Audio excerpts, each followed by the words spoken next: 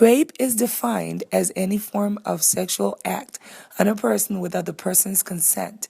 Dictionary.com describes rape as unlawful sexual intercourse or any other sexual penetration of the vagina, anus, or mouth of another person with or without force by a sex organ, other body part, or foreign object without the consent of the victim. American law regards rape as a felony that carries a sentence of 1 to 16 years for each count, but most rapists do not go to prison because most victims do not report the crime. The focus of this PSA is on military sexual assault. As the name implies, this is sexual violence perpetrated by the military on the military. The objective of rape has little to do with sex. The goal of the aggressor is always to overwhelm, overpower, embarrass, and humiliate another person. Military sexual trauma is sexual violence that occurs while serving in the military. Men and women are equally vulnerable, but as with most forms of other rape, women are the most reported victims of this crime. Women make up about 15% of the total active force in the United States military, and even though they do not engage in direct combat, many serve in combat support roles. The Department of Defense reported that military women constitute the highest number of victims making restricted and unrestricted sexual assault report. They are most likely to engage care and support services as well as undergo a sexual assault forensic examination, SAFE. They are also more likely than their male counterparts to participate in military justice actions. However, SAFE results indicate that more military men experience sexual assault than women each year.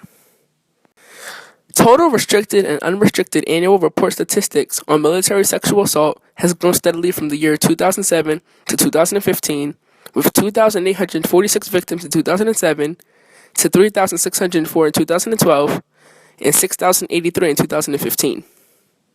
Military or civilian, offering empowerment is the best approach for rape victims.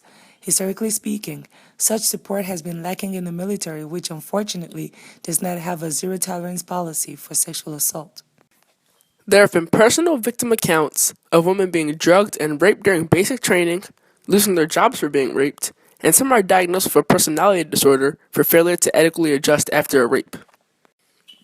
Fear of revenge, scorn, and negative work repercussions prevent many women from reporting military sexual assaults. In 2005, SAPRO at the Department of Defense created the first agency to monitor and report sexual assault in the military. In the same year, restricted and unrestricted reporting were implemented to protect the privacy of victims seeking anonymity. The issues facing victims or survivors of military sexual assault are very similar to problems of acquaintance rape because the victim almost always knows the perpetrator. An intervention will require a multifaceted approach. Like any other victim of sexual assault, a victim of MST needs a sense of community support.